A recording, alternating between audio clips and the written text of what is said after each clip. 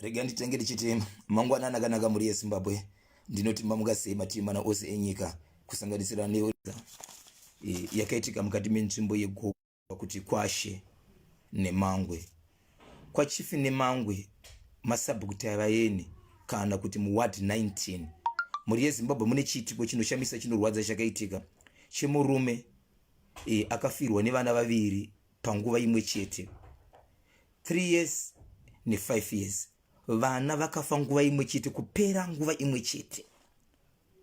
Murume anoti ndakaswera nevana vangu masikati machena, mudzimai aenda kuchechi, manheru mudzimai akadzoka vana vachibva vaita sei varara usiku kudaro. Amai vanoti vakapepuka ivo mwana ave kumakumbo kudhoo achita senge ari kuchema. Ndo paakamutsa murume kuti ndinzwirewo zvinhu zviri kuitika panapa. Murume akatakura umwe mwana ndokubva aenda naye kune munhu anobatsira. Usiku iwo nyaya dzandiri kutaura dzakaitika kuma 9 dzeusiku dzemanheru. Aenda nemwana uyu ari munzira kusvika kuenda ikoko ndokubva afonirwa zvakare zvikanzi unokumwe mwana zvakare atanga zvakare. Baba vakangosvika ndokunosiya umwe mwana ndokubva vachibva vatura mumwe nechitu ndokubva vadzokera kudaro. Vana vachibva vasvika kweke vakatanga kubatsirwa. Vatanga kubatsirwa kuma past 9 10 11 12 1 kuma 1 dzeusiku.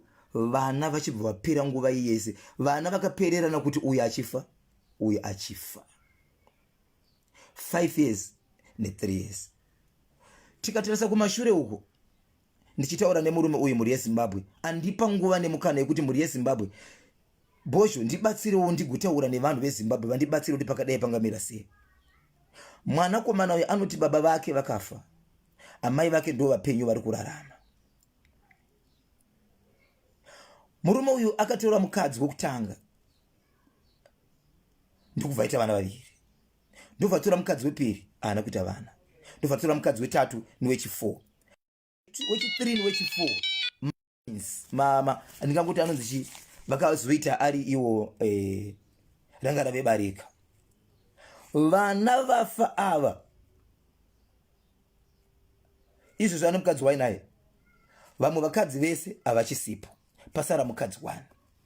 Vana vafa ava vana vemumwe mukadzi akaenda, vafa vari mumaoko eumwe mukadzi waasina mwana naye. Mashoko ari kubva kumurume. Izvo zvipamba kutaura kwatiri kuita hapachisina mwana aripo, asi pane vana vamwe vakaenda nomumwe mukadzi. Izvo zvipamba vana vakafa. Vana vakarwara usiku. Havana kwaari kutaura kuti ndakaswera nevana kwavakaenda kunodya kana chavanofungidzira kuti vamboti mudumbu musoro kana kupera simba.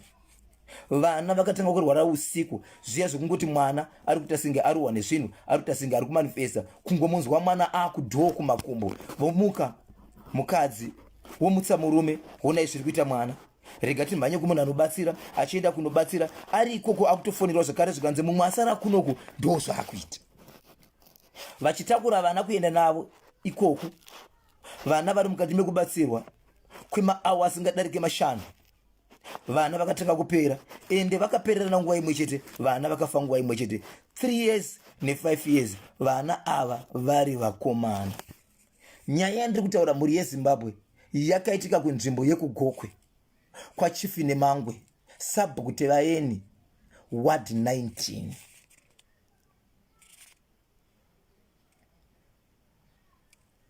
Zviri kunzwisa sisi. Murume uyu ndiri mukati mekutaura naye ari kurwadziwa. Ari kuti muri yeZimbabwe kana pane vanoziva kunobatsirika kuti ndizive, nokuti mangwana ndinogona kuramba ndichipinda mudambudziko iri ndichishaya kusaziva kuti ndobatsirika papi. Ndinofanira kuti ndiite sei? Muri yeZimbabwe regai nditaure. Nyaya iyi yakaitika musi weMande. Kutaura kuno kwatiri kuita vana ava vakatorwa vakaendeswa kumochari kuchipatara cheGokwe hospital. Pavari kumochari vari kutarisirwa kumirirwa dheti rokufungidzirwa kuti vangaitwa yatinoti yo postmortem, kuti paitiwe tsvakurudzo ongororo yokuona kuti chii chakakonzeresa kuti vana vafe nguva imwe chete vasina chavari kufungidzirwa kuti vadya, uyezve zvaitika usiku vanhu vamborara. Ko kana kuri kuti vakadya poison iyi yakazotanga here vana vamborara after vadya chikafu kuma past 5 past 6 after 3 hours ndo pavakazotanga kuratidza kuti ivo vana, ende vana ava hapana akaratidza kuti ane zviri kumurwadza, vakangotanga kungoita senge vanhu vaita senge vavhuridzwa nemamhepo kana kuita sei, nguva dike vana vanga vatofu. Zimbabwe pasi rese munonzwa sei? Kufunga kwenyu chingave chii nemhaka yei vana nzira iyi?